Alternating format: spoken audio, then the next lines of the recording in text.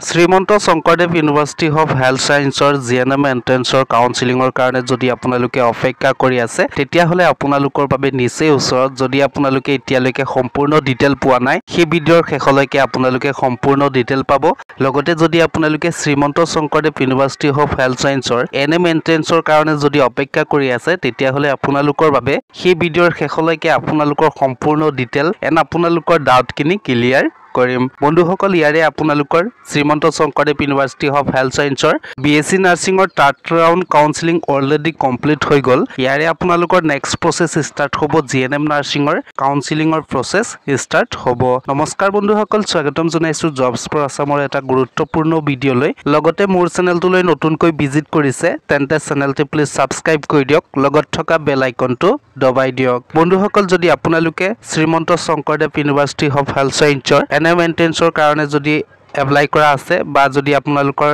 এক্সামৰ কাৰণে ওয়েট কৰি আছে তেতিয়াহলে আপোনালোকে এডমিট কাৰ্ডখন ডাউনলোড কৰিব পাৰিব ইয়াৰে আপোনালোকৰ ক্ৰম ব্ৰাউজাৰত সাৰ্চ কৰিব লাগিব Srimanta Sankardev university of health সায়েন্সৰ মেইন ৱেবছাইটত আপোনালোকে আহিব লাগিব মেইন ৱেবছাইটত আহাৰ লগে লগে আপোনালোকৰ এনে ধৰণৰ পেজ ওপেন হ'ব ইয়াৰে আপোনালোকৰ Srimanta Sankardev university of health সায়েন্সৰ এনএম এন্ট্ৰেন্সৰ এডমিট কাৰ্ডখন যদি ডাউনলোড কৰিব বিচাৰে ইয়াৰে আপোনালোকৰ এন্ট্ৰেন্স এক্সামত আপোনালোকে ক্লিক কৰিব লাগিব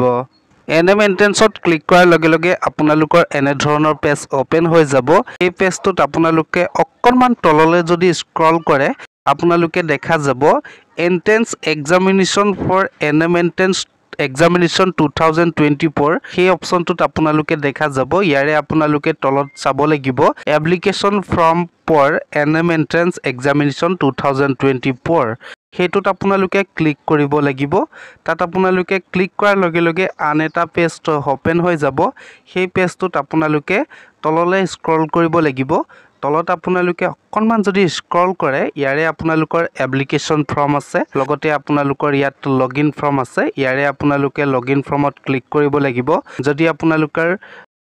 এক্সামিনেশ্যনৰ লাষ্ট ডেট কেতিয়া আছে এনএম এন্ট্ৰেন্স কেতিয়া এক্সামিনেশ্যন অনুষ্ঠিত হ'ব ওপৰত আপোনালোকে ক্লিক কৰিব লাগিব তাত আপোনালোকে ক্লিক কৰাৰ লগে লগে এনে ধৰণৰ পেজ ওপেন হৈ যাব সেই পেজটোত অকণমান আপোনালোকৰ লোড ল'ব ইয়াৰে আপোনালোকে তলত যদি স্ক্ৰল কৰে ইয়াত আপোনালোকে লগইন দিয়া আছে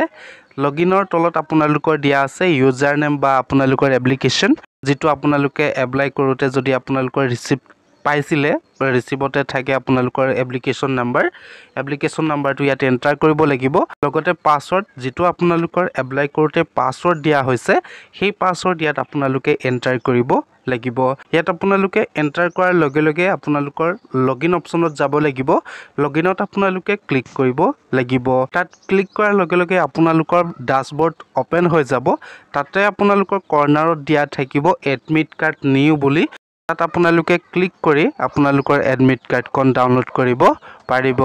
বন্ধুসকল যদি আপোনালোকে Srimanta Sankardev university of health science GNM নাৰ্ছিঙৰ কাউন্সেলিং কেতিয়াৰ পৰা ষ্টাৰ্ট হ'ব যদি আপোনালোকে চিন্তা কৰি আছে তেতিয়াহলে আপোনালোকৰ নিচেই ওচৰত কিয়নো আপোনালোকৰ কাউন্সেলিং ষ্টাৰ্ট হ'ব অক্টোবৰ মাহৰ সেকেন্ড উইকৰ পৰা আপোনালোকৰ কাউন্সেলিং ষ্টাৰ্ট হ'ব